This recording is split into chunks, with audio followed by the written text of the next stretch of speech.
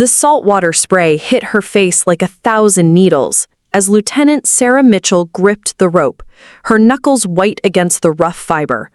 Below her, the churning Pacific Ocean waited hungrily, and above her, the voices of her instructors cut through the wind like razor blades. "You don't have what it takes, Mitchell," one of them shouted. "This isn't a place for weakness." But Sarah Mitchell wasn't weak. She was about to prove that in the most spectacular way possible, completing a mission that would leave even the most elite Navy SEALs speechless and questioning everything they thought they knew about strength, courage, and what it truly means to be a warrior. Before we jump back in, tell us where you're tuning in from, and if this story touches you, make sure you're subscribed, because tomorrow I've saved something extra special for you. Sarah's journey to this moment began 5 years earlier in a small town in Montana, where she grew up as the only daughter of a Marine Corps veteran. Her father, Colonel James Mitchell, had served 3 tours in Afghanistan and came home with stories that painted vivid pictures of brotherhood, sacrifice, and the unbreakable bonds forged in the crucible of combat. But he also came home with something else: the unshakable belief that certain roles in the military were simply not meant for women. "Sweetheart," he'd say whenever Sarah expressed interest in following in his footsteps, "there are plenty of ways to serve your country without putting yourself in harm's way. The infantry, special operations, these are different worlds. They require a kind of physical and mental toughness that—" He'd never finished the sentence, but Sarah always heard the words he didn't say, that women don't possess. Despite her father's reservations, Sarah excelled in everything she touched. She was valedictorian of her high school class, a 3-sport athlete who broke multiple state records in track and field, and earned a full scholarship to the Naval Academy. Her classmates knew her as someone who never backed down from a challenge, whether it was a grueling physics exam or a midnight obstacle course run in freezing rain. She had a quality that her instructors noticed immediately: an almost supernatural ability to push through pain and exhaustion when others would quit. At the Naval Academy, Sarah's reputation grew. She wasn't the biggest or the strongest cadet in her class, but she had something that couldn't be taught: an iron will and an analytical mind that could find solutions where others saw only problems. During survival training exercises, while her male counterparts relied primarily on upper body strength for many exercises, Sarah would study the situation, identify weaknesses, and develop strategies that often proved more effective than conventional approaches. It was during her junior year that she first heard about the Navy's pilot program allowing women to attempt qualification for special operations roles. The announcement sent shockwaves through the academy. For the first time in history, women would be allowed to try out for the most elite units in the military, including the legendary Navy SEALs. The reaction was swift and brutal. Fellow cadets whispered in the hallways, professors raised eyebrows during lectures, and even some of her closest friends questioned whether she was making a mistake. "Sarah, you're brilliant," her roommate Jessica said one evening as they studied in their dorm room. "You could have any assignment you want when you graduate.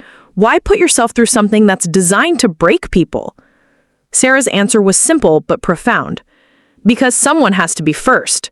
And if not me, then who?" The application process itself was intimidating. Physical fitness standards that pushed even the most athletic men to their limits. Psychological evaluations designed to identify any weakness in mental fortitude. Background checks that examined every aspect of her life with microscopic detail. But Sarah approached each challenge with the same methodical precision that had made her successful in everything else.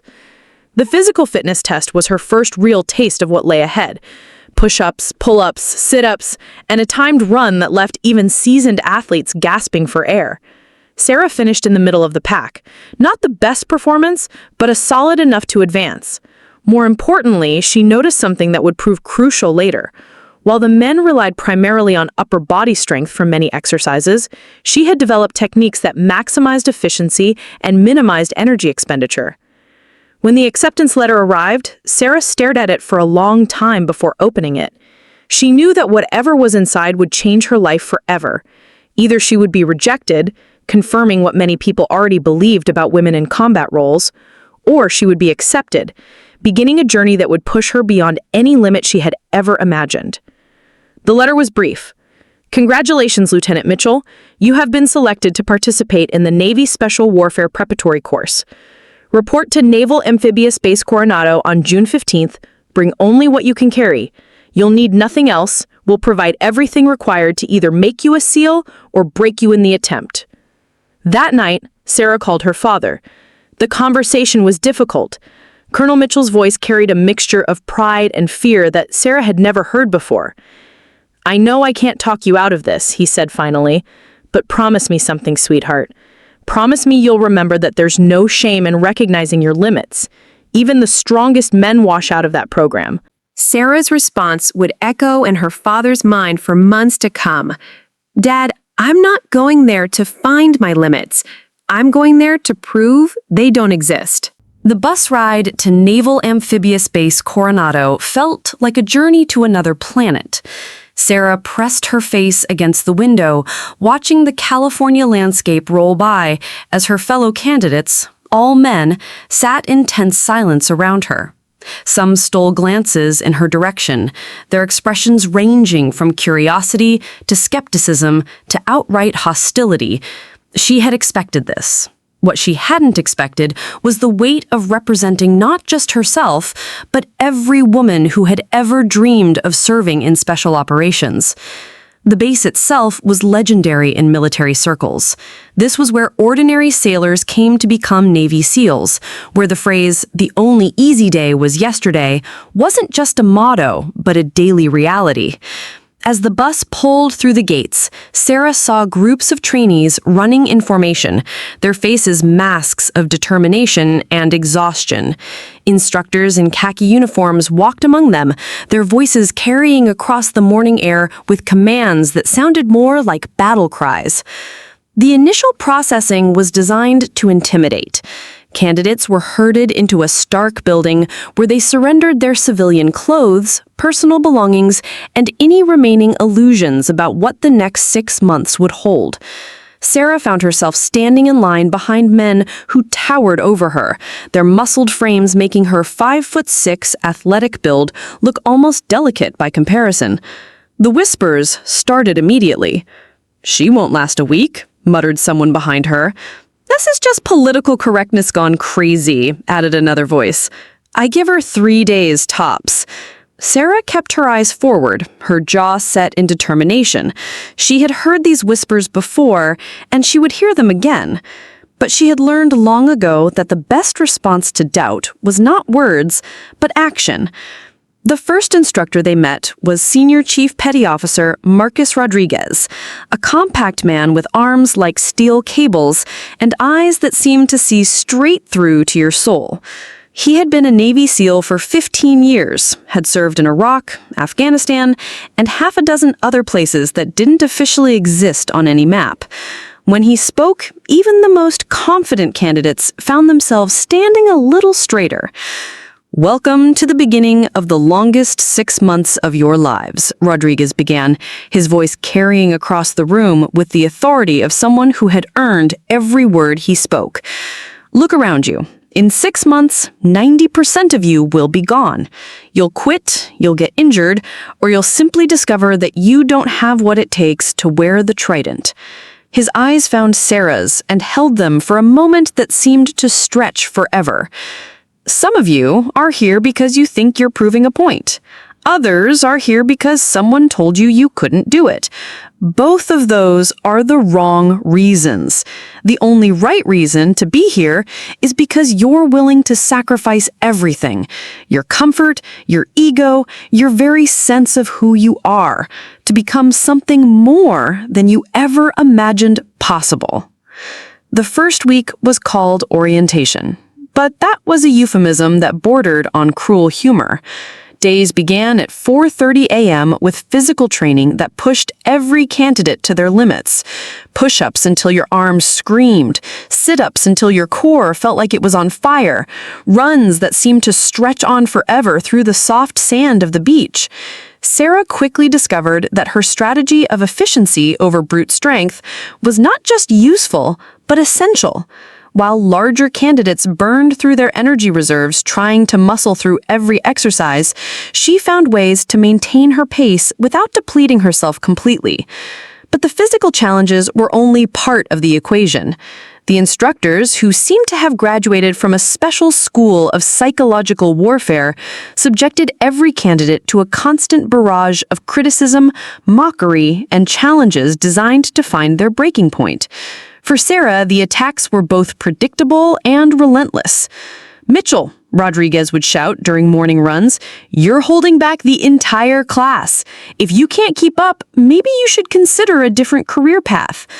During obstacle course training, instructor Peterson, a massive man who seemed to take particular pleasure in Sarah's struggles, would position himself where she could hear his commentary. "This isn't a daycare, people. We're not going to lower the bar just because someone thinks they deserve special treatment." The comments stung, but Sarah had prepared herself for this psychological assault. She had studied accounts of SEAL training, had spoken with psychologists about mental resilience, and had developed techniques for compartmentalizing criticism while still learning from valid feedback. When instructors questioned her strength, she focused on improving her technique. When they mocked her endurance, she found ways to recover faster between exercises. It was during the third week that Sarah encountered her first major crisis. The class was participating in surf passage, an exercise where candidates had to work in teams to paddle small boats through the crushing surf of the Pacific Ocean, then successfully navigate back to shore. It was designed to test not just physical strength and swimming ability, but teamwork and leadership under extreme stress. Sarah's boat crew consisted of 7 other candidates, all of whom outweighed her by at least 50 pounds. As they struggled to coordinate their paddling against waves that seemed determined to flip their boat, the frustration began to show. "Mitchell, you're not pulling your weight," shouted Thompson, a former college football player who had appointed himself the unofficial leader of their crew. "We're never going to make it back to shore if you can't keep up." The accusation was unfair, and everyone knew it. Sarah had been paddling as hard as anyone, her technique actually more efficient than several of her teammates.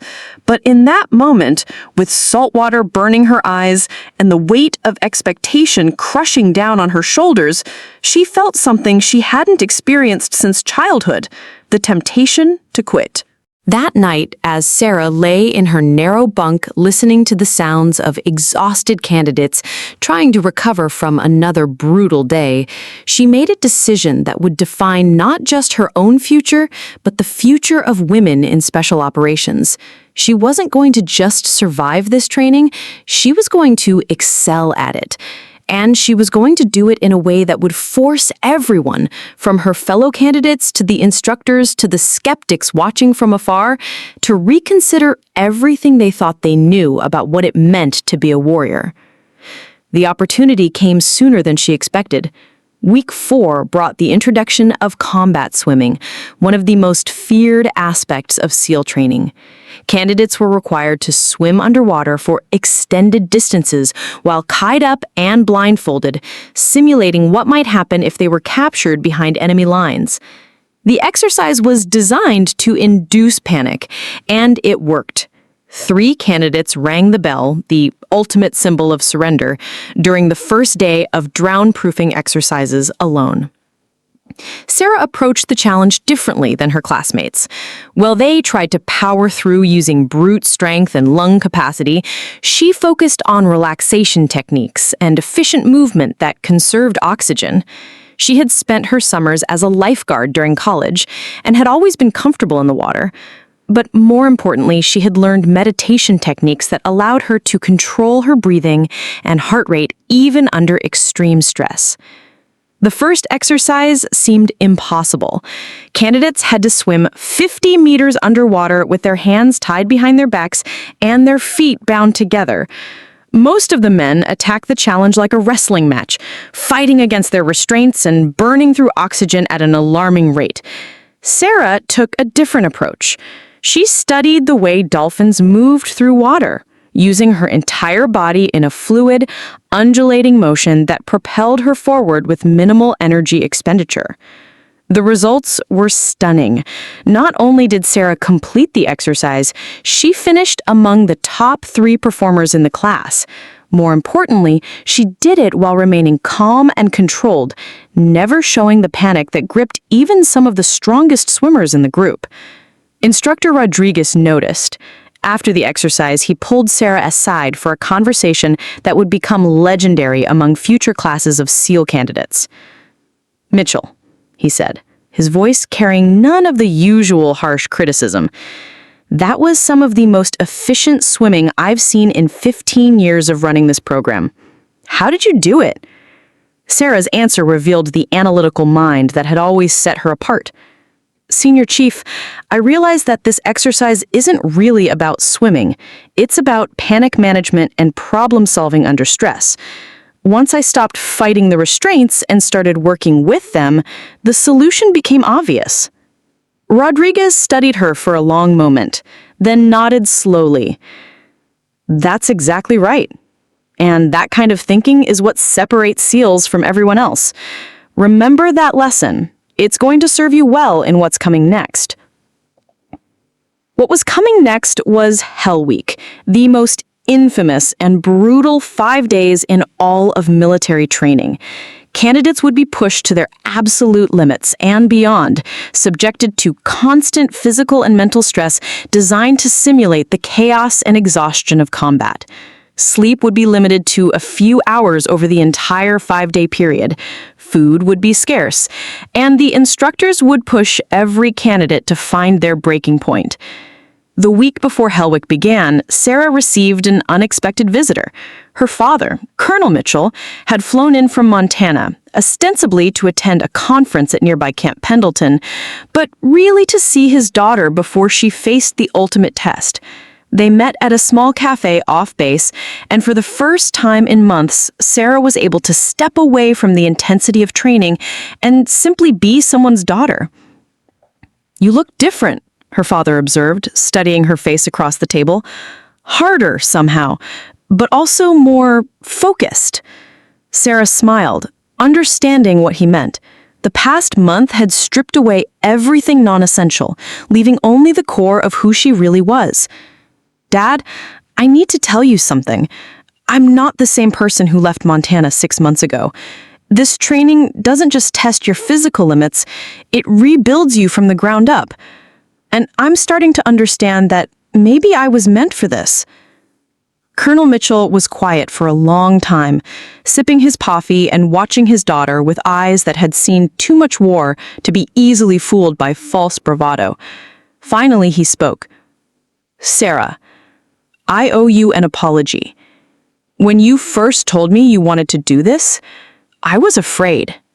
Not just for your safety, but for what it might mean if you failed. I thought I was protecting you, but really I was projecting my own limitations onto you." "What do you mean?" Sarah asked. "I mean that I was measuring your potential by my own understanding of strength. But watching you these past few months, seeing how you've approached challenges that would break most men, I'm beginning to realize that maybe strength isn't just about how much weight you can lift or how fast you can run. Maybe it's about something deeper." That conversation stayed with Sarah as she prepared for Hell Week. She understood now that she wasn't just fighting for her own dream. She was fighting for every woman who had been told she wasn't strong enough, wasn't tough enough, wasn't warrior enough. The weight of that responsibility might have crushed some people, but for Sarah, it became fuel for a fire that burned brighter with each passing day. On the Sunday night before Hell Week began, as candidates tried to grab what might be their last full night of sleep for the next 5 days, Sarah lay awake thinking about the journey that had brought her to this point. Tomorrow she would face the ultimate test of everything she had learned, everything she had become, and everything she believed about herself. She was ready. Hell Week began at midnight on a Sunday with the sound of machine gun fire, explosive charges, and the voices of instructors who had transformed from tough trainers into something that resembled the demons of war itself. Candidates were roused from their bunks by the deafening noise, herded outside in their underwear, and immediately subjected to a barrage of commands that seemed designed to create maximum confusion and panic. "Move! Move! Move!" screamed Instructor Peterson, his face painted in camouflage and his voice barely audible over the simulated gunfire. "This is it, people. This is where we separate the SEALs from the wannabes. Get wet and sandy, now!" The Pacific Ocean in January was shock cold, a temperature that seemed to bypass the skin and attack the nervous system directly. Candidates ran into the surf fully clothed, the salt water soaking through their uniforms and chilling them to the bone. Then they rolled in the sand, coating every inch of their bodies in the gritty mixture that would become their constant companion for the next 5 days. Sarah felt the cold hit her like a physical blow, but she had prepared for this moment. She had trained in cold water, had practiced breathing techniques that would help her manage the shock to her system. More importantly, she had studied the psychology of hypothermia and understood that panic was more dangerous than the cold itself. Around her, she could see other candidates already beginning to struggle. Johnson, a powerfully built former Marine, was shivering uncontrollably, his teeth chattering so violently that he couldn't respond to instructor commands. Williams, who had been one of the top performers in physical training, looked like he was on the verge of tears.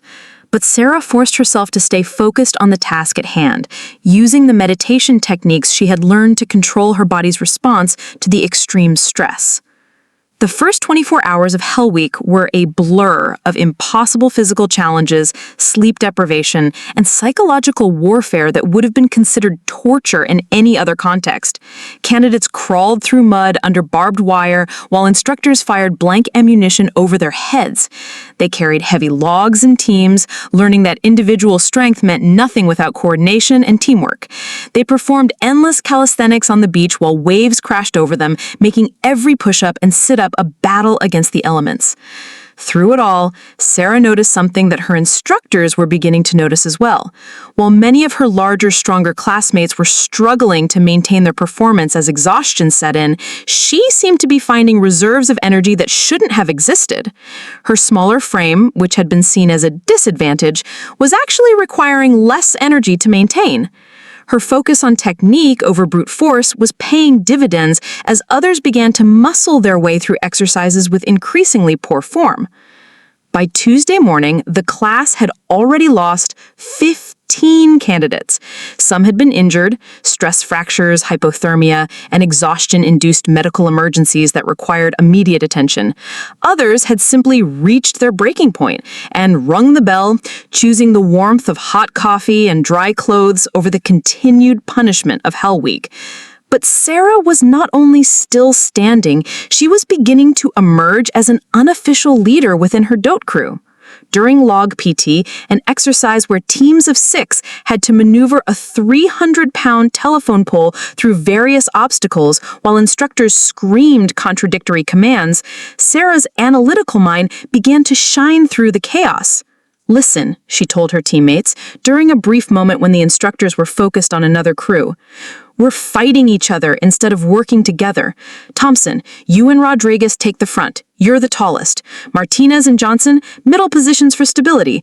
Chen and I will anchor the back and call out rhythm." The strategy worked. For the first time all week, their crew began to move the log with something approaching coordination. More importantly, other candidates began to notice. Sarah wasn't just surviving Hell Week, she was helping others survive it too. The breakthrough moment came on Wednesday night during surf torture, an exercise that pushed even seasoned SEALs to their psychological limits. Candidates were required to link arms and sit in the freezing surf while instructors peppered them with questions, insults, and psychological pressure designed to break their will. Hypothermia was a constant threat, and candidates were monitored closely for signs of life-threatening condition. "Mitchell!" screamed Instructor Davis, positioning himself directly in front of Sarah as waves crashed over the line of shivering candidates. "Why are you here? What makes you think you belong with these warriors? You're holding everyone back. You're the weak link. Ring the bell and end this for everyone."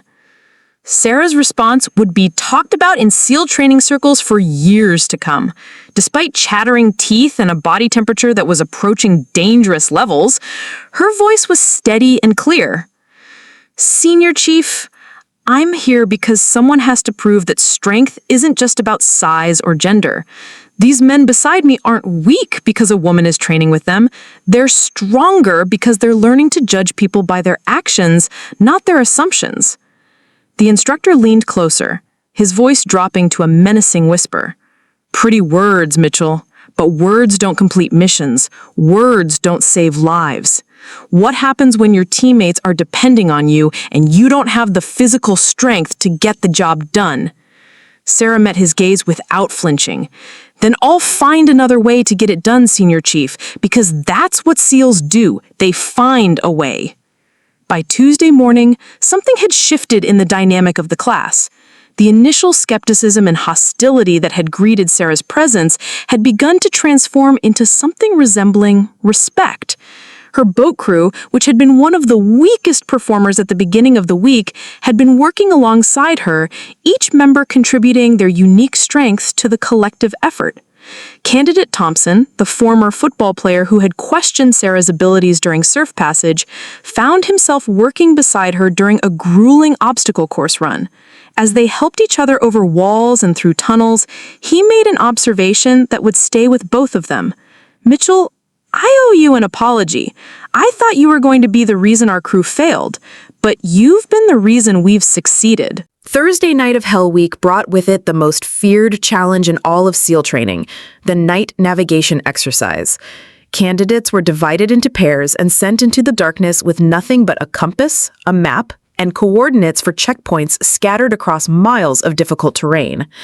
The exercise tested not just physical endurance and navigation skills, but the ability to work as a team when exhaustion had stripped away every layer of politeness and pretense. Sarah was paired with Rodriguez, the quiet candidate who had been part of her boat crew since the beginning of training. They made an unlikely team. Rodriguez was built like a linebacker with the kind of raw physical power that had made him a standout performer in the strength-based exercises. Sarah, by contrast, had relied on technique and mental toughness to keep pace. But as they set out into the darkness, both carrying packs loaded with equipment and medical supplies, they discovered that their differences made them stronger. The first checkpoint was relatively easy to find, located near a distinctive rock formation that showed up clearly on their map. But as they moved deeper into the countryside, the navigation became more challenging. The terrain was rough, with steep hills, dense brush, and creek beds that weren't marked on their charts. Other pairs of candidates could be heard moving through the darkness around them, some clearly lost, others pushing forward with the kind of desperate determination that comes from knowing that failure means starting Hell Week over from the beginning. Mitchell, Rodriguez whispered as they crouched behind a hill, studying their map by the faint glow of a red-filtered flashlight. I think we're off course. According to the compass, we should have hit the second checkpoint 15 minutes ago. Sarah studied the map, comparing it to the terrain visible in the moonlight. Something about the landscape didn't match what they were seeing on paper. Rodriguez, I think there's an error in our coordinates. Look at this ridgeline. It doesn't correspond to anything on the map. But if we adjust for magnetic declination and account for the fact that this map might be using an older survey. She made quick calculations, her mind working through the mathematical relationships that most people would find impossible to manage while exhausted and under pressure. Her analysis proved correct. They found the second checkpoint exactly where her calculations had predicted. And more importantly, they were the first pair to reach it. The instructor manning the checkpoint, a grizzled senior chief who'd been watching candidates struggle through this exercise for over a decade, made a note in his logbook that would later become part of Sarah's permanent trading record. Outstanding land navigation skills and leadership under pressure. But the real test was still coming. The final checkpoint was located on a small island accessible only by swimming across a channel of frigid water while carrying their equipment. Many candidates would attempt to power through this challenge using brute strength, fighting the current and burning through energy reserves that they couldn't afford to lose. Sarah had a different plan. Rodriguez, we're going to approach this systematically, she explained as they studied the water from the shoreline. The current is strongest in the center of the channel, but there's an eddy on the far side where it actually flows back toward the island. If we swim at an angle, we can use the current to help us instead of fighting against it. The strategy required precise timing and navigation, but it worked perfectly. While other candidates struggled against the current, burning through their strength and losing precious time, Sarah and Rodriguez arrived at the checkpoint with energy to spare. More importantly, they had demonstrated the kind of tactical thinking and problem-solving ability that separated good candidates from future SEALs. The swim back to shore brought an unexpected challenge. As they prepared to enter the water for the return trip, they heard shouts from somewhere in the darkness. Another pair of candidates was in trouble, their voices carrying across the water with the unmistakable sound of panic and exhaustion. Without hesitation, Sarah and Rodriguez changed course, swimming toward the sounds of distress. They found Thompson and his partner Chen struggling to stay afloat in the middle of the channel. Thompson had developed severe muscle cramps from the cold water, and Chen was barely able to keep both of them from going under. It was exactly the kind of situation that SEALs might encounter in combat. Teammates in danger, split-second decisions required, and lives hanging in the balance. Sarah's response was immediate and decisive. Rodriguez, take Chen and get him to shore. I've got Thompson. Before Rodriguez could protest that she wasn't strong enough to tow Thompson's 200-pound frame through the rough water, Sarah had already reached the struggling candidate and begun implementing a rescue technique that she had learned during her lifeguard training. Instead of trying to power Thompson to shore using brute strength, Sarah used the same current reading skills that had gotten her to the checkpoint so efficiently. She positioned Thompson so that the water was working with her instead of against her, and used a combination of swim strokes that maximized efficiency while minimizing energy expenditure. Most importantly, she kept Thompson calm and focused, talking him through breathing exercises that helped him relax his cramped muscles. By the time they reached shore, word of the rescue had already spread among the instructors. Senior Chief Rodriguez was waiting for them, and his expression was unreadable as he watched Sarah help Thompson out of the water. "Mitchell," he said, his voice carrying across the beach, "that was some impressive swimming, but you realize you compromised your own mission to help someone else." Sarah's response revealed the depth of her understanding about what it truly meant to be a SEAL. "Senior Chief, with respect, I didn't compromise the mission. The mission is to turn candidates into SEALs, and SEALs don't leave teammates behind. If completing the exercise meant abandoning someone who needed help, then I wasn't learning to be a SEAL. I was just learning to be selfish." The senior chief studied her for a long moment, then nodded slowly. "Outstanding, Mitchell. Outstanding." Friday morning of Hell Week arrived with the promise that this would be the final day of the most grueling test in military training.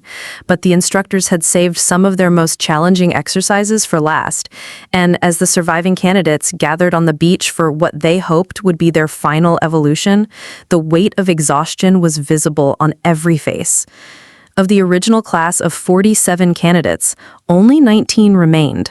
The others had been claimed by injury, exhaustion, or simply the crushing realization that they had reached a limit they couldn't push past. Among the survivors, Sarah stood out not just as the only woman, but as someone who seemed to have found strength in the very challenges that had broken others. The final exercise was called Around the World, and it was designed to test everything that candidates had learned during their 5 days in hell.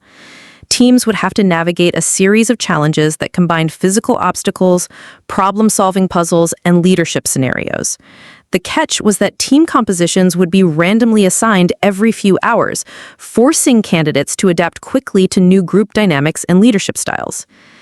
Sarah's first team included Martinez, a soft-spoken candidate who had consistently performed well in individual challenges but had struggled with group leadership, and Peterson, the former Army Ranger, who had been skeptical of Sarah's abilities from day one. The team dynamic was immediately complex. Peterson expected to lead based on his military experience, Martinez deferred to authority even when he had better ideas, and Sarah found herself in the position of having to assert leadership without triggering the kind of personality conflicts that could derail the entire team. Their first challenge was a problem-solving scenario that required them to move a simulated wounded teammate across the river using only the materials they could find at the site. Peterson's initial instinct was to construct a simple raft and power across using brute force. Martinez suggested they look for a shallower crossing point upstream, but Sarah saw a different solution entirely. "Look at the trees on both sides of the river," she pointed out. "They're positioned so that we could set up a zipline system. It would be faster than rafting, safer than trying to ford the river, and it would keep our wounded teammate completely dry." Peterson's first reaction was dismissive. "Mitchell, that's way too complicated. We don't have time for elaborate engineering projects." But Sarah had already begun gathering the materials they would need. "Peterson, complexity isn't the enemy, inefficiency is. This solution is actually simpler than what you're proposing because it uses the terrain to our advantage instead of fighting against it." The zipline system worked perfectly, and their team finished the evolution in record time. More importantly, they had demonstrated the kind of creative problem-solving and adaptive leadership that the instructors were looking for. As they moved to the next challenge, Peterson made an admission that would have seemed impossible at the beginning of the week. "Mitchell, I was wrong about you. That solution would never have occurred to me, but it was exactly right for the situation." The second challenge rotated team assignments, and Sarah found herself working with candidates she had barely interacted with during the previous weeks of training. The task was a night infiltration exercise that required them to move through enemy territory, represented by instructors with night vision equipment, and retrieve intelligence from a heavily guarded target. This time, Sarah's team included Wilson, a former college wrestler who had struggled with the academic aspects of training, and Chang, a Navy nuclear technician whose analytical skills matched Sarah's, but who had difficulty translating his knowledge into physical action under pressure. The diversity of their backgrounds created an opportunity for the kind of combined arms approach that reflected real-world special operations missions. Sarah's strategy was to leverage each team member's strengths while compensating for their weaknesses. Wilson's experience with ground movement and his natural stealth would get them past the outer perimeter. Chang's technical knowledge would help them defeat the electronic security systems protecting the target, and Sarah would coordinate the overall mission, making real-time adjustments as conditions changed. The execution was flawless. They moved through the defensive perimeter without being detected, bypassed the security systems using techniques that impressed even the instructors, and retrieved the intelligence package while other teams were still trying to figure out how to get past the first checkpoint. But the real test came during their extraction when one of the instructors playing an enemy guard spotted them and raised an alarm. Instead of panicking or abandoning the mission, Sarah made a split-second decision that demonstrated everything she had learned about leadership under pressure. "Wilson, create a distraction to the north. Make them think we're trying to escape that way. Chang, you and I are going to circle back through the area we already cleared and exit to the south. They won't expect us to retreat through territory we've already passed through." The plan worked perfectly, and as they reached the extraction point, Sarah realized that something fundamental had changed in how her teammates viewed her. Wilson, who had barely spoken to her during the previous weeks of training, clasped her shoulder and said simply, "That was some of the best tactical leadership I've ever seen." Chang, whose quiet demeanor had made him seem distant and analytical, was more direct. "Sarah, I want you to know that I'd follow you into combat anywhere, anytime. You've earned that trust." But perhaps the most meaningful moment came from an unexpected source. As the final exercise concluded and candidates were told they could finally rest, eat hot food, and begin the process of recovering from 5 days that had pushed them beyond every limit they thought they had, Senior Chief Rodriguez approached Sarah privately. His expression was serious, and for a moment she wondered if there was some problem she wasn't aware of. "Mitchell," he said, his voice carrying the weight of 15 years of training the world's most elite warriors, "I need to tell you something. In all my years running this program, I've seen candidates who were stronger, faster, and tougher than you. But I've never seen anyone who combined tactical intelligence, leadership ability, and pure determination the way you have this week." He paused, studying her face in the dim light of dawn breaking over the Pacific. "More importantly, you've changed this class. The men who trained with you this week are better SEALs because of what you've taught them about teamwork, problem solving, and what real strength looks like. That's not something you can teach in a classroom or a manual. That's something that has to be lived and experienced.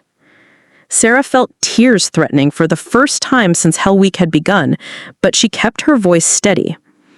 Senior Chief, I just did what any SEAL would do. I found a way to complete the mission. Rodriguez smiled, the first genuine smile from any instructor since arriving at Coronado. Exactly, Mitchell. That's exactly what a SEAL would do, and that's exactly what you are. As Hell Week officially ended and the surviving candidates were finally allowed to sleep, eat hot food, and begin the process of recovering from 5 days that had pushed them beyond every limit they thought they had, Sarah understood that she had accomplished something that went well beyond personal achievement. She had proven that the definition of a warrior wasn't limited by gender, size, or conventional notions of strength. But she also understood that Hell Week was just the beginning. The real test, the mission that would define her legacy and prove once and for all that she belonged among the world's most elite warriors, was still waiting somewhere in the future. And when that moment came, she would be ready. 18 months after Hell Week, Lieutenant Sarah Mitchell stood on the deck of a Navy destroyer cutting through the dark waters of the Mediterranean Sea, her SEAL trident gleaming on her uniform under the stars. She had not only completed BUDS training, but had excelled in every phase that followed: advanced combat training, language school, specialized weapons certification, and medical training that qualified her as a combat medic. The woman who had once been dismissed as too weak to belong now held qualifications that made her one of the most versatile operators in her unit. But tonight was different. Tonight, she would face the mission that would test everything she had learned and prove whether the faith that Senior Chief Rodriguez and her teammates had placed in her was justified. The briefing had been classified at the highest levels, involving a hostage rescue operation that had already claimed the lives of 2 previous rescue attempts. 3 American aid workers had been captured by a terrorist cell operating out of a fortified compound in a region where conventional military operations were politically impossible. The mission parameters were as challenging as anything in SEAL history. The compound was located in mountainous terrain that made helicopter insertion risky. Intelligence suggested that the hostages were being held in an underground facility with multiple levels and unknown structural integrity. Previous reconnaissance had identified at least 20 armed guards, sophisticated security systems, and a layout that seemed designed specifically to prevent rescue operations. 2 previous missions had failed catastrophically. The first, led by a team of Army Delta Force operators, had been compromised before they could even reach the compound, resulting in a firefight that left 3 operators wounded and the hostages moved to an even more secure location. The second attempt by a Marine Force reconnaissance unit had successfully infiltrated the compound, but had been unable to locate the hostages before reinforcements arrived, forcing them to extract without completing the mission. Now it was the SEAL's turn, and the mission had been assigned to Sarah's unit, SEAL Team 7, Bravo Platoon. The team leader was James Harrison, a veteran operator with 8 years of experience and a reputation for tactical innovation. But as the team gathered in the ship's briefing room for final mission planning, it became clear that this operation would require something beyond conventional tactics. The intelligence is fragmented, Harrison explained, pointing to satellite photos and architectural drawings spread across the table. We know the hostages are somewhere in this compound, but the underground sections aren't fully mapped. Previous teams have relied on speed and overwhelming force, but those approaches haven't worked. We need to think differently about this one. It was Rodriguez, now Chief Petty Officer Rodriguez, who had become Sarah's closest friend and most trusted teammate, who first suggested what everyone was thinking, but hadn't yet voiced. Sir, this mission plays to Mitchell's strength. We're talking about problem-solving under pressure, adapting to known conditions, and finding unconventional solutions. Maybe it's time to let her take point on tactical planning. The suggestion hung in the air for a moment. In traditional SEAL operations, tactical planning was typically handled by the most experienced operators, and Sarah, despite her impressive training record, was still the newest member of the team. But Harrison had watched Sarah's performance during training exercises and smaller operations over the past year, and he had seen something that reminded him why the SEALs had been willing to take a chance on allowing women into their ranks in the first place. "Mitchell," Harrison said, turning to face her directly, "you've studied the previous mission reports. What do you see that the other teams missed?" Sarah had indeed studied every aspect of the failed missions, and she had identified a pattern that troubled her. "Sir, both previous teams approached this as a traditional direct action mission, speed, surprise, overwhelming force. But this compound isn't designed like a typical terrorist hideout. It's designed like a fortress. The people holding these hostages have been planning for exactly the kind of rescue attempts we've been making." She moved to the map, pointing out details that painted a different picture of the tactical situation. "Look at the defensive positions. Look at the sight lines and the placement of security systems. This isn't random, it's engineered. Whoever designed this compound studied American special operations tactics and built specifically to counter them." Peterson, who had become one of Sarah's strongest supporters since Hell Week, but still occasionally questioned unconventional approaches, raised an obvious concern. "So what are you suggesting, Mitchell, that we can't take this place?" Sarah's response revealed the depth of tactical thinking that had been developing since her earliest days of training. "I'm suggesting that we can't take it using approaches they've prepared for. But they've prepared for American Special Operations Tactics 2025. They haven't prepared for something that doesn't exist yet." Over the next 6 hours, Sarah worked with the team to develop a mission plan that was unlike anything in SEAL doctrine. Instead of a direct assault, they would use what she called adaptive infiltration, an approach that combined elements of stealth, deception, and real-time tactical adaptation. The plan acknowledged that they couldn't know exactly what they would find inside the compound, so instead of creating a rigid operational framework, they would prepare for multiple contingencies and adapt their approach based on conditions they discovered.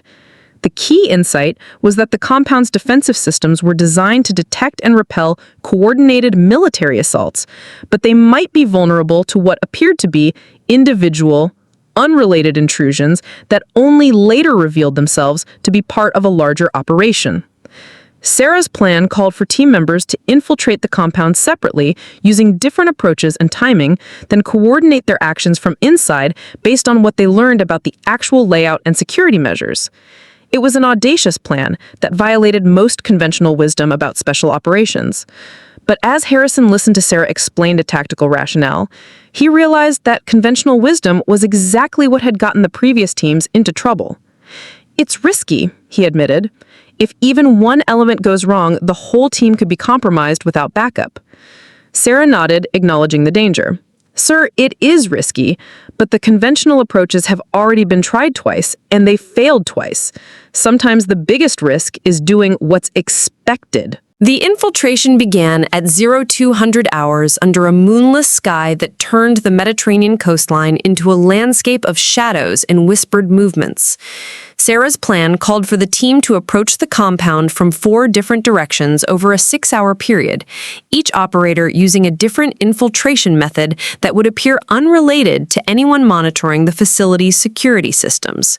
Rodriguez would approach from the east, posing as a lost hiker whose GPS had malfunctioned, giving him an excuse to approach the outer perimeter during daylight hours and conduct reconnaissance that would be impossible under normal circumstances. Thompson would infiltrate from the north using underwater approach techniques, swimming up a river that passed near the compound and emerging after dark when thermal imaging would be less effective.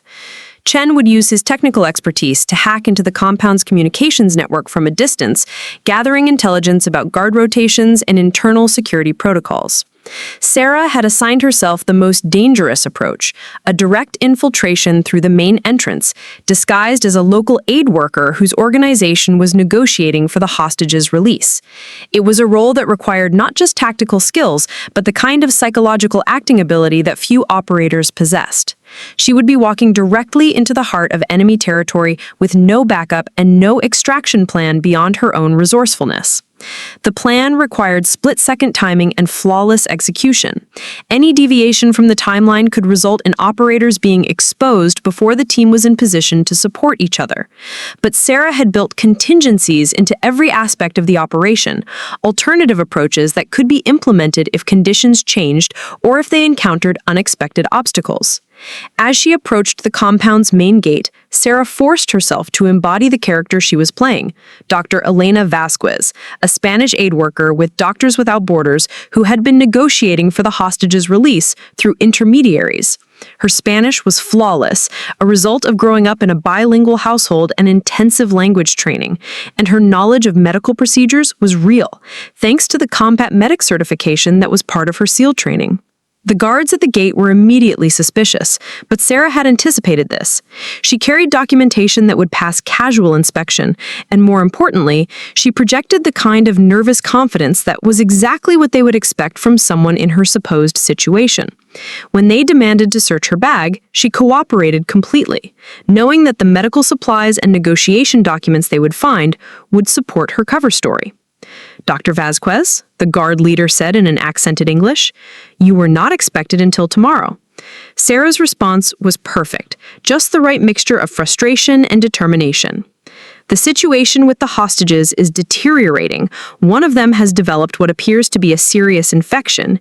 If we wait until tomorrow, you may have a dead American on your hands, and that will complicate negotiations considerably."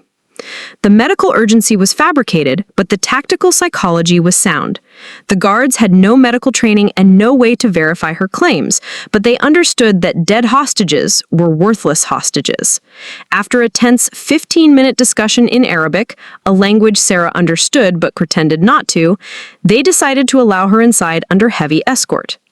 As she was led through the compound's outer courtyard, Sarah's trained eyes cataloged every detail that could be tactically relevant. Guard positions, weapon placements, sight lines, potential covering concealment, structural weak points that could be exploited for emergency extraction. But more importantly, she was beginning to understand the compound's layout in a way that no satellite imagery or reconnaissance report could have provided. The underground facility was larger and more complex than intelligence had suggested. As they descended through a series of reinforced doors and security checkpoints, Sarah realized that this wasn't just a hideout. It was a sophisticated operational center that had been under construction for months, or possibly years. The level of planning and resources required for such a facility suggested that they were dealing with an organization far more capable than previous intelligence had indicated. The hostages were being held in separate cells on the lowest level of the underground complex, a layout that made simultaneous rescue extremely difficult. But as Sarah was led through the facility under the guise of her medical mission, she began to identify opportunities that wouldn't have been visible to conventional reconnaissance. The compound's sophisticated security systems had a weakness that no one had anticipated. They were designed to keep people out, not to track authorized personnel moving freely inside. Once Sarah had gained access using her cover identity, she could move through most of the facility without triggering additional security measures. More importantly, she could begin to map the underground layout with a precision that would be crucial for her teammates' infiltration. Using equipment disguised as medical instruments, Sarah began transmitting detailed floor plans and security information to her teammates positioned around the compound's perimeter. The communication system Chen had developed allowed for secure, undetectable data transmission that appeared to be routine medical equipment operation to anyone monitoring electromagnetic signatures. But the most crucial discovery came when Sarah finally reached the hostages. Dr. Patricia Williams, the senior aid worker who had been in captivity for 6 weeks, was indeed suffering from a serious infection. Sarah's fabricated medical emergency had inadvertently been accurate. More importantly, Dr. Williams provided information about the compound's routine and security measures that completely changed Sarah's understanding of the tactical situation. "They move us every 3 days," Dr. Williams whispered during what appeared to be a routine medical examination. "Tomorrow night, they're planning to transfer us to a different location. If you're here to rescue us, tomorrow night might be your only chance." This intelligence changed everything. Sarah's original plan had called for a careful, methodical operation that would unfold over several days. But if the hostages were being moved in 18 hours, the entire mission timeline would have to be compressed into a single-night operation that would test every aspect of her team's training and adaptability. Sarah's mind raced as she processed the new intelligence about the planned hostage transfer. Everything about the mission would have to change, and she had less than 6 hours to coordinate with her team and develop a completely new operational approach. But as she continued her medical examination of the hostages, maintaining her cover while gathering critical intelligence, she realized that the compressed timeline might actually work in their favor. The hostage transfer would require the compound security forces to focus on external movement and transportation logistics, potentially creating gaps in their internal security that could be exploited. More importantly, the guards would be expecting routine operations, not a coordinated rescue attempt during what they considered a secure administrative procedure. Using the covert communications system, Sarah transmitted an emergency update to her teammates. Timeline compressed. Hostage transfer scheduled 0300 tomorrow. Recommend immediate transition to emergency protocols. Stand by for updated tactical plan. The response from Harrison was immediate. Mitchell, this changes everything. Are you certain about the intelligence? Confirmed by primary source, Sarah replied, referring to Dr. Williams. Recommend we exploit the operational disruption. They'll be focused on external security for the transfer. Internal security might be vulnerable. As Sarah completed her medical examination of the hostages and prepared to leave the underground facility, she made a decision that would later be studied in tactical analysis courses. Instead of extracting to coordinate with her team from outside the compound, she would remain inside, using her established cover identity to position herself for the rescue operation that would begin in just a few hours. It was an extraordinarily risky decision that violated standard operational security protocols. If her cover was compromised, she would be trapped inside a hostile facility with no immediate backup. But Sarah had identified an opportunity that might not exist if she left and tried to infiltrate again. The trust she had established with the guards and her legitimate medical credentials gave her access to areas of the compound that would be impossible to reach through conventional infiltration. Her teammates' reactions to the plan were immediate and predictable. Rodriguez's voice came through the communication system with barely controlled concern. "Mitchell, that's way too risky. If something goes wrong, we can't get to you in time." Thompson was more direct. "Sarah, this violates every rule we have about operational security. You're talking about staying inside enemy territory for hours with no extraction plan." But Harrison, after several minutes of silence, made the call that demonstrated why he had been chosen to lead special operations missions. "Mitchell, it's your call. You're the one with eyes on the target and the best understanding of the tactical situation. What's your assessment?" Sarah's response revealed the confidence that had been building through months of training and operations. "Sir, the conventional approach is to extract, regroup, and infiltrate when we're ready. But that approach has failed twice already. We have an opportunity right now that we may never have again. I'm already inside, I have legitimate access, and they're expecting me to return tomorrow for follow-up medical care. If we can coordinate the timing correctly, I can disable internal security systems just as you're beginning external infiltration." The plan that emerged over the next 2 hours was unlike anything in SEAL operational history. Sarah would remain inside the compound, using her medical cover to gain access to critical areas during the pre-transfer preparation period. At precisely 2:30 hours, she would begin disabling security systems and communication networks from inside, creating confusion and eliminating the guards' ability to coordinate their response to the external assault. Meanwhile, her teammates would infiltrate the compound from multiple directions, using the chaos created by Sarah's internal sabotage to reach the hostage holding area before the guards could mount an effective defense. The timing would have to be perfect. Any deviation from the schedule could result in Sarah being discovered before her teammates were in position to support her. As the operation began, Sarah found herself in the most dangerous position of her military career. She was alone in enemy territory, surrounded by armed guards who would kill her without hesitation if they discovered her true identity. But she was also also exactly where she needed to be to save 3 innocent lives and complete a mission that had already defeated 2 of America's most elite military units.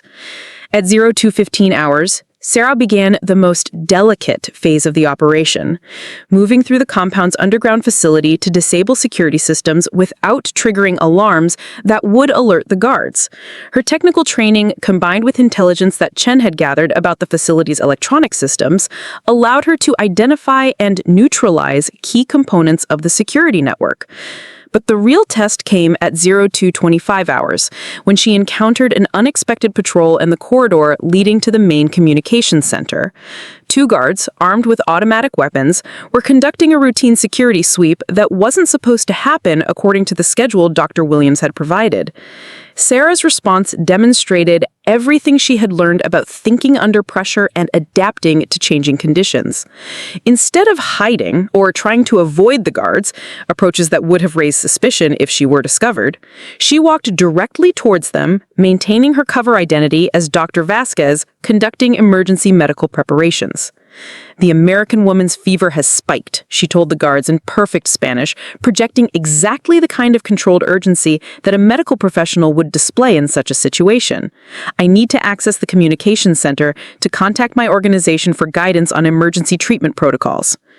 The guards hesitated, unsure whether to allow access to a restricted area, but Sarah had anticipated this moment, and her response revealed the psychological insight that made her such an effective operator.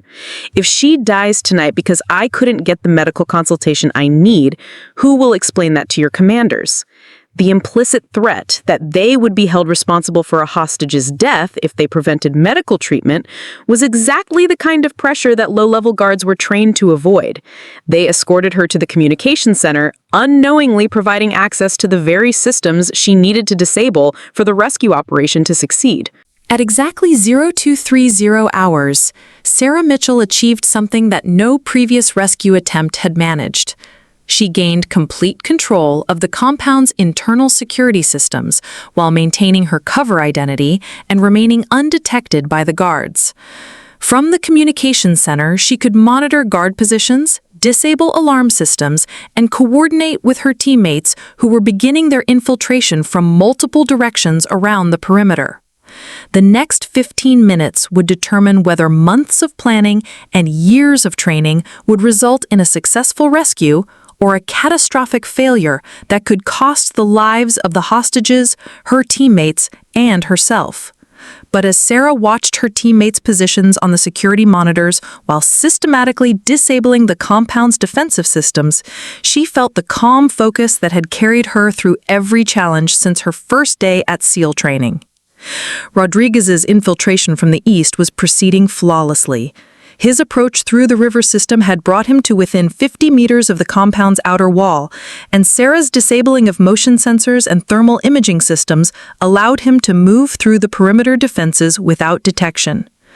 Thompson's underwater approach had been equally successful, and he was now in position to begin his assault on the compound's main entrance.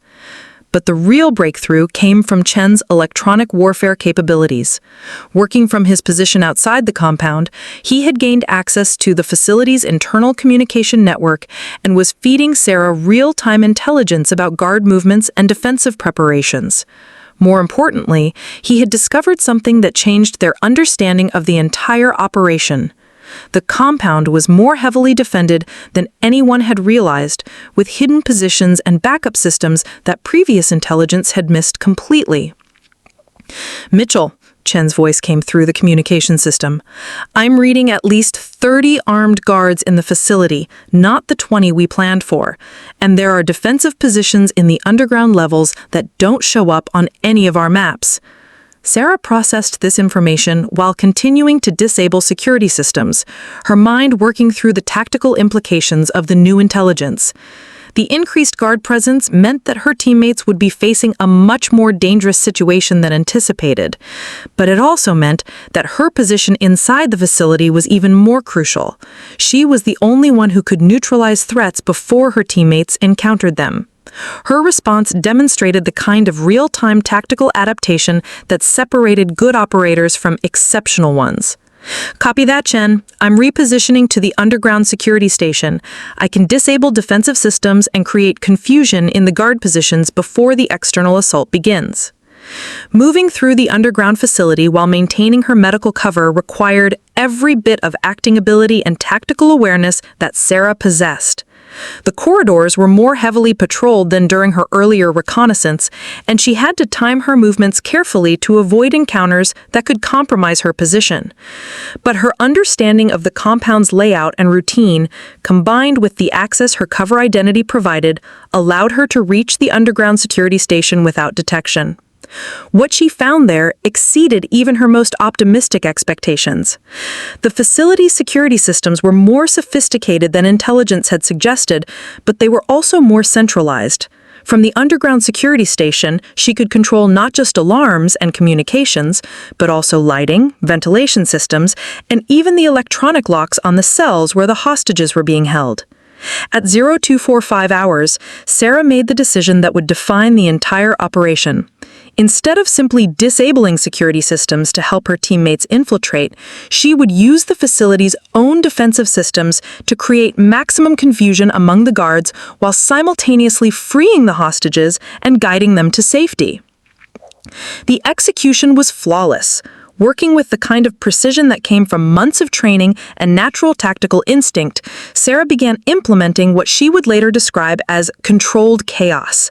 She cut power to non-essential areas of the facility while maintaining lighting in the corridors she wanted her teammates to use. She disabled communications between guard posts while keeping the channels open that her team was monitoring. Most importantly, she remotely unlocked the cells holding the hostages while triggering false alarms in completely different sections of the compound.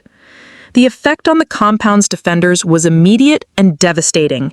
Guards rushed toward areas where alarms were sounding, leaving other sections of the facility undefended.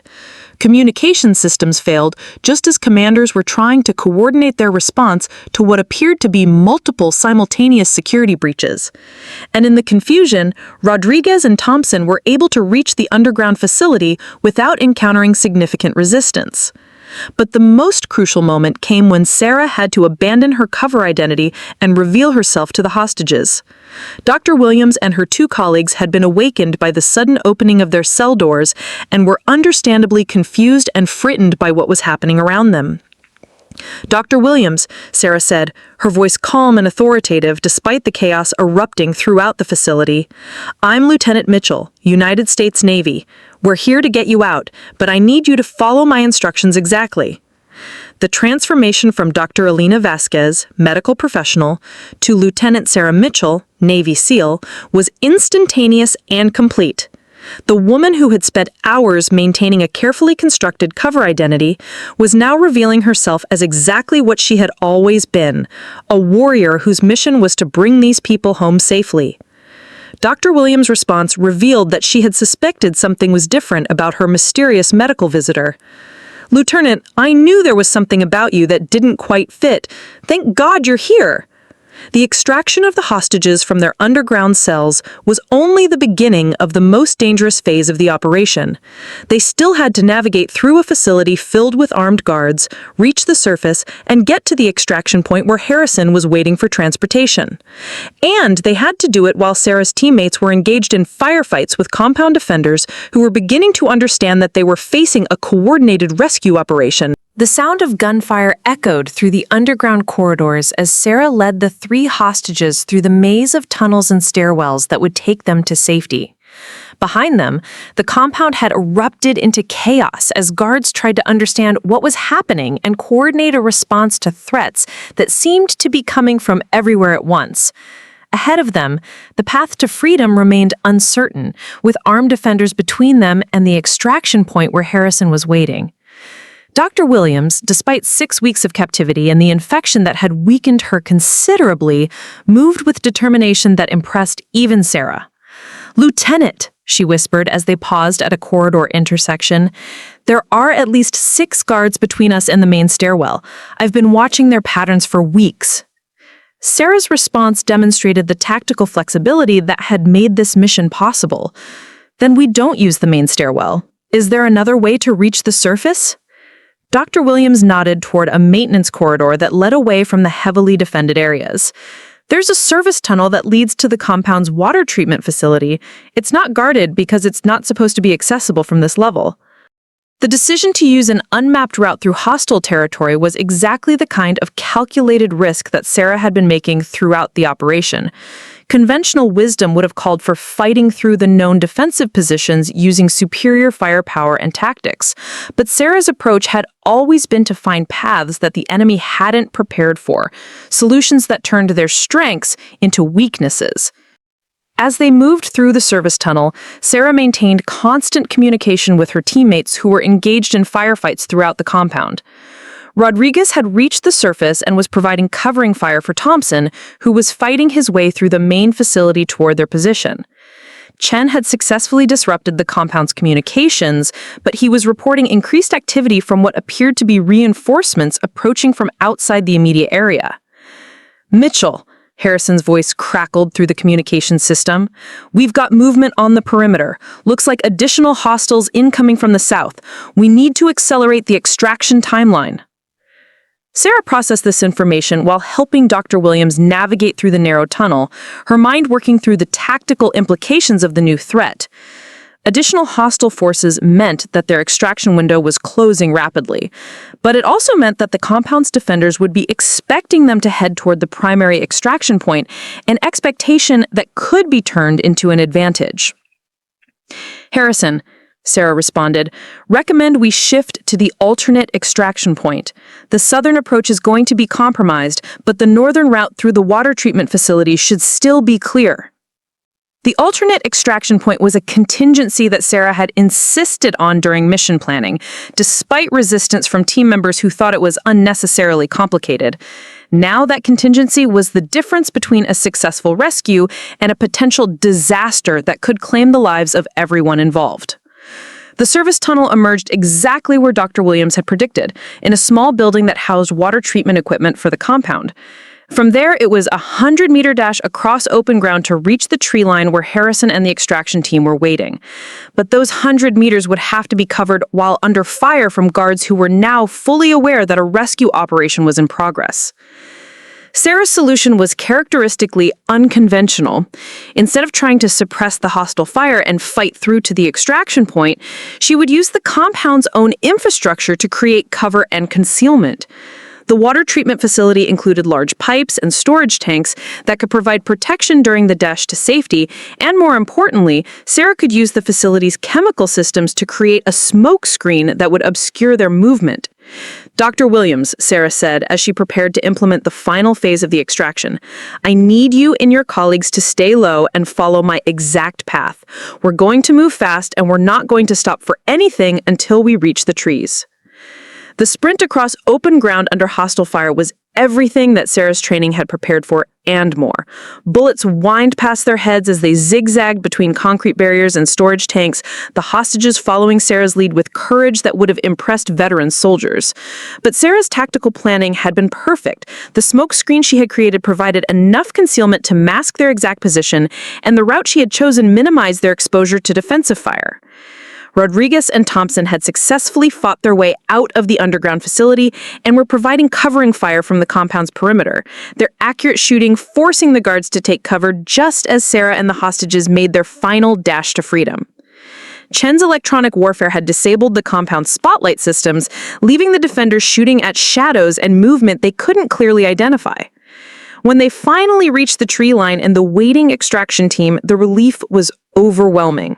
But for Sarah, the successful completion of the mission was about more than just rescuing 3 hostages. It was proof that everything she had believed about strength, courage, and what it meant to be a warrior had been correct all along. As the helicopter lifted off from the extraction point, carrying the rescued hostages towards safety and medical care, Senior Sikh Rodriguez made an observation that would become part of SEAL legend. "Mitchell, what you did in there wasn't just good tactics. It was innovation under pressure that saved lives and completed a mission that nobody else could finish." Sarah's response was characteristically humble. "Senior Sikh, I just did what any SEAL would do. I found a way." But everyone on that helicopter knew that what Sarah had accomplished was far more than just following SEAL doctrine. She had demonstrated that the future of special operations would be defined not by outdated assumptions about gender and strength, but by intelligence, adaptability, and the warrior spirit that refuses to accept defeat.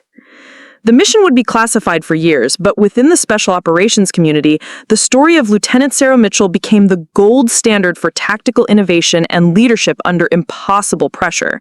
She had proven that strength isn't just about physical power, it's about the courage to think differently, the determination to find solutions where others see only problems, and the warrior spirit that refuses to accept defeat. Most importantly, she had shown that the question was never whether women belonged among America's most elite warriors. The question was whether America's military was ready to embrace the full potential of every person willing to serve with honor, courage, and excellence. Up next, you've got 2 more standout stories right on your screen. If this one hit the mark, you won't want to pass these up. Just click and check them out. And don't forget to subscribe and turn on the notification bell so you don't miss any upload from us.